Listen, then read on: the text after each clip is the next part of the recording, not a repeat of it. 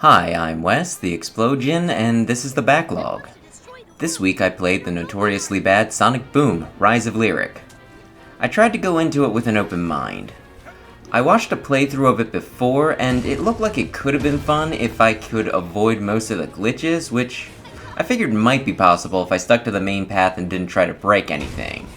But did I? And was it? So, this is a reboot or alternate reality or something of Sonic the Hedgehog, where Sonic and his friends have elongated limbs, bandages for fashion, and do everything as a team. This is the first title in the series, there being 2 more games, a TV series, and a short comic run, so it didn't die here. The game starts out with Sonic being brutally murdered, and then flashing back to a day earlier. Sonic, Tails, Knuckles, and Amy are having it out with Dr. Eggman, who has brought some stronger robots he dug up.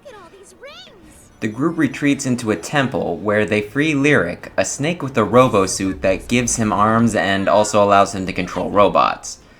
Lyric was sealed for 1,000 years or something like that and needs some crystals to power up his mechanical army to wipe out all organic life. Other than him, I guess. And Sonic and crew need to find them first to stop him.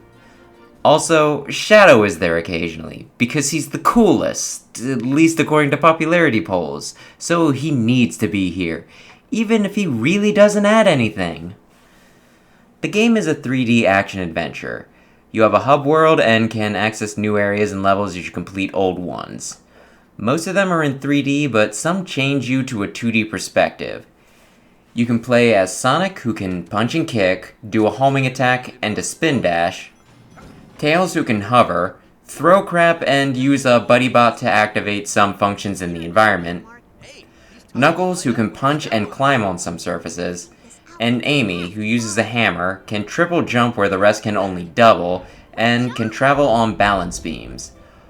All of them also have these energy whip things that they can latch on to stuff to either spin them around and or throw them, or to tether to switches to pull and activate them. Normally you can swap between all 4 using them based on preference or what the stage calls for, but at times they will split up into pairs. There are different sections of gameplay you go through. There are the running sections, which usually start a chapter and also are sometimes peppered into a stage. You're on a path where you just run. The courses are normally pretty set, but you can sometimes take side paths by hitting zip lines or jump pads for shortcuts or extra rings. There are also obstacles to avoid. At best, these sections are kinda fun, you just running along and giving an overall feeling of speed. At worst, they're frustrating, throwing things at you faster than you can react to and just being a general mess. To a degree, these sorts of things are typical for Sonic games, but here it feels worse than usual. It often feels like you have no control and you just kinda have to hope in some instances that you get rings faster than you lose them. Then there's the levels themselves. They are largely 3D platformers, but as I said before, there are some sections that switch to a 2D perspective. Here, you traverse from one end to the other of the stage, completing some light, very light puzzle elements, and finding various collectibles along the way. Rings are back, though here they function more like HP.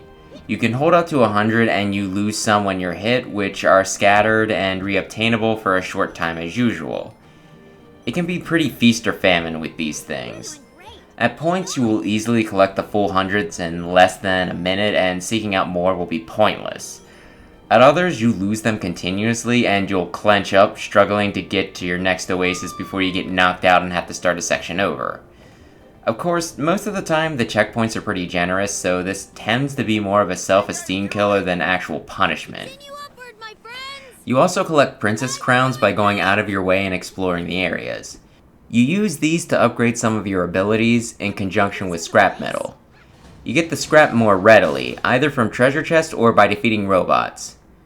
Speaking of which, combat in this game is a bit more involved than in most Sonic titles. You punch, kick, pelt, hammer, ground pound, and just generally beat your opponents into the ground, alongside your other teammates. This can be frustrating and tedious, you having to hit opponents again and again with no real indication to the remaining HP and how many more waves are coming. Enemies can stun lock you. Some will sucker punch you while you're dealing with another foe, or when you're dealing with an enemy that needs to be lassoed and thrown and you have no choice but to stand still while doing so. Others have periods of invincibility where you have to concentrate on avoiding them, while others will take advantage of your divided attention. And sometimes, when you're trying to lock onto the switch to complete a puzzle, enemies will fly in, causing you to lock onto them instead of completing your objective. In addition to these, there are also boss battles which are kinda neat and somewhat fun, but can still heavily suffer from the problems I just mentioned. There are also a few vehicle sections which are neat ideas that end up being more frustrating than they're worth, which frustrating seems to be the word of the day. Then there's the hub world. You use this to get from one stage to the next, a new one being unlocked after the item you need from the previous is gotten. You can also take on and complete missions here, with the reward normally being an equipable skill which can be assigned to one character at a time. This is also where you can trade in your collectibles for upgraded abilities and repair things to unlock a short challenge for a reward, typically a princess crown. There's a map you can use which has your current location and where the next objective is shown. This is the next major complaint I have. First, you have to pause to access the map. Your TV shows the action and your gamepad shows the exact same thing. While basic, having the option to have the map up either on the pad or in the corner of the screen would have been a godsend. As it is, since you have to manually bring up the map, that means you can only see your static position rather than how you're moving around, which brings up my next point. You're shown on the map with a P1 icon and an arrow pointing down, which looks like south in this context. So when you do pull it up, you can't even tell which way you're facing. Lastly, worst, and made still worse by the previous issues, are how it isn't clear how some areas on the map connect. At one point, I actually needed to look up a walkthrough to find out how I was supposed to get to the next area, because while I could see where I was supposed to go, I couldn't see the path there. Now, a few nice things before I dissect stuff further. I do think the game has a very nice aesthetic. Most of the levels look very stylized and cool, blending advanced technology and ancient ruins to give it a very strong visual theme. The music is also very nice. While I can't say any of them got stuck in my head, and really, I'd have a hard time recalling anything specific, I do recall that when I was going through the game, I thought that it sounded very lovely and it set the mood really well for whatever I was dealing with at the time. The game is also very good at complimenting the player. While it might seem silly, having Knuckles say something along the lines of, "Wow, buddy, you did it!" after taking out some enemies was nice. Sometimes, compliments are just nice, okay? Okay, the pleasant stuff aside, it's time to discuss glitches. When I first launched the game, I was prompted to download an upgrade, which probably took around 15 minutes to install. I watched a playthrough of this game that was recorded pretty soon after its launch, and I seem to have encountered significantly less problems than they did.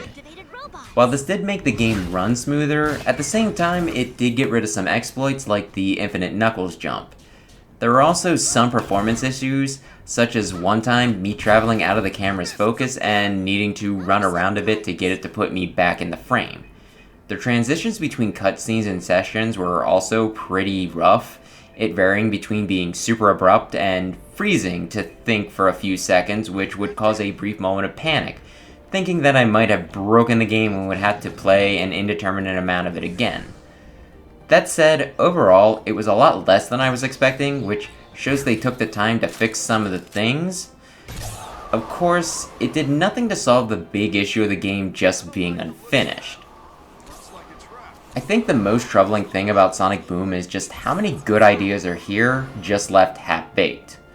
While I wouldn't want to see it in a mainline game, I think that beat-em-up combat, instead of just jumping or rolling into enemies, is a neat idea. Here it's just clunky and tedious.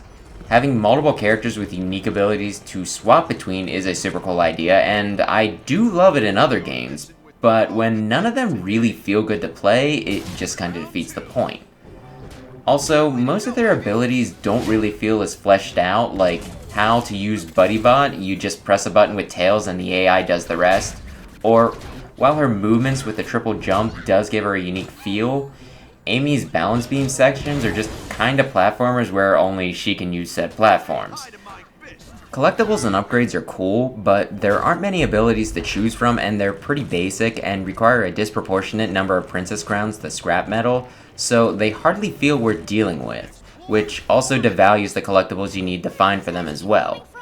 There's a feature where you can tap the gamepad and then move it around to find hidden rooms and the like, but who's gonna stop the action to obsessively check for secrets that probably aren't worth it in every room, staring in every corner with mouth agape?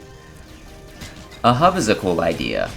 It gives the world a sense of cohesion rather than just making the game a series of constantly changing backgrounds with a ramping level of challenge, but when it's such a pain to navigate, I'd rather go back to basics. I also get some enjoyment out of the story. While it may not be everyone's cup of tea, I enjoy the silly sense of humor and the camaraderie the main characters share. And while I love evil Dr. Eggman, ridiculous antagonist Eggman also has a lot of appeal. And yet despite this, when to get from plot point to plot point is such a chore, it makes me wish that all Sonic Boom ever was the animated series that came out after this.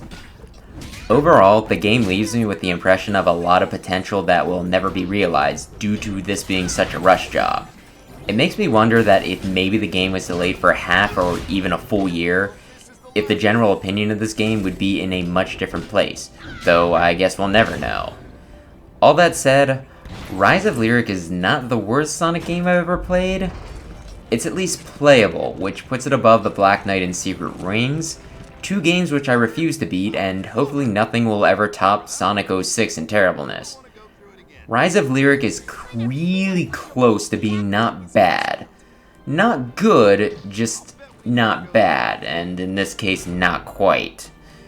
So yeah, unless you are a die-hard Sonic fan, you really don't need to play it. Maybe watch a Let's Play if you're curious and need a laugh. Maybe watch the series if you like the characters. Heck, surprisingly enough, despite how much this game got wrecked in the reviews, they actually did two titles after this, Shattered Crystal and Fire and Ice. Shattered Crystal is okay, and Fire and Ice is actually pretty good, so if you have a 3DS and can find copies of the games lying around, they're probably worth a look. I finished the book Wild Horses by Yukio Mishima. This is the second book in a series of 4, so let's talk more about the first instead, then be vague about what I read this time. The first book, Spring Snow, takes place in Japan during the early 1900s. The main character is Kiyoaki, which I might be pronouncing wrong, and he has a slightly older female friend, Satoko, who has obvious affection for him, but who he finds annoying. He rejects her advances, but when she becomes engaged, he becomes aware of his own feelings and thus begins a long affair. While there's obviously a good deal of romance, there's also political intrigue, and the book is really good, which brings us to Wild Horses. I won't get into how the books connect, just know that this one has a lot more of political politics and patriotism involved. This time, the focus is more on Isao, a young man who wants to return power and glory to the Emperor by striking down those he considers enemy of the state, namely capitalists, and then take his own life through seppuku, perhaps more commonly known as harakiri. This all comes about after he reads a story about samurai who tried to do something similar many years ago, the tale ending in all their deaths, and Isao loans the tale out to recruit more to his cause. This book glorifies the Japanese emperor, the Yamato spirit, and death. A lot. When I started this book, I thought I was on the same page as many of the older characters here, thinking that surely that Isao was suffering from some youthful idea of masculinity and honor and just overall coolness, but surely an adult would view it more as a childish, though harmful mindset, like a self-destructive form of Chunibyo. However, while several of them do discourage his plan if they get a hint of it, they still respect it and his purity of spirit, applauding what he is attempting to do and, in some cases, encouraging him to wait until later when he might have more resources. While I can respect fighting for what you believe in and risking life and limb, the main character seems to have only a surface-level understanding of what he's battling against. It feels like somebody starting a tirade against corporations after reading half of a Facebook article about why they're bad. Sure, you could very easily make an argument to that effect, but a cursory glance at the issue isn't enough to base a personality around. I also find the obsession with death a little disturbing. From what I've read, this attitude used to be more common in Japanese culture, which is probably due to a difference in belief systems. I do wonder how common though, and what a Japanese person would think of this book today. I do have to wonder if I'm being too judgmental. I did look into the author Yukio Mishima a bit, and seeing how he met his end, it seems like this book did reflect his beliefs and ideals a good bit, so that might be why the rest of the characters in the book seem to hold Isao and his goals in such high regards. Any other thoughts on this are welcome. I also read through the Canterbury Tales. Well, kind of. I ordered a version with 12 tales in it, and the full thing is supposed to have 24, though, again, kind of. Chaucer, the author, died while writing them, so he never got to fill out the stable of stories as much as he intended to, and some of the 24 weren't fully completed themselves, so unfortunately, a complete version of the Canterbury Tales doesn't exist. Still though, I'd like to have as close to a full version as possible, so the one I got is a little disappointing. I'll probably look for a fuller edition later, but for now let's discuss what's there. In the Canterbury Tales, a group of travelers set out on a pilgrimage to a holy site in Canterbury. As they travel, the innkeeper that is a part of the group makes them a deal that whoever can tell the best story will get free room and a meal upon their return. Thus, we get a series of tales with interludes briefly describing their journey and how the next storyteller is selected. I really love the format. The stories are interesting and carry different tones, so it gives the reader a good variety. They also reflect the character and motivations of the one telling them, some being used to push the teller's agenda, others showing biases and personal shortcomings. The interactions between tales can also be delightful, characters sometimes complimenting the speaker or calling them out on a stinker of a story. There's also a good bit of relationship building in the interludes, letting the reader pick out favorite individual characters or interactions. Overall, I think it's a good read, though I imagine many are probably familiar with at least parts of the collection from school. I'll probably give it another look if I can find a compilation with all the available content, though hopefully I don't get driven crazy by some of the half-finished stories. So that'll do it for this week.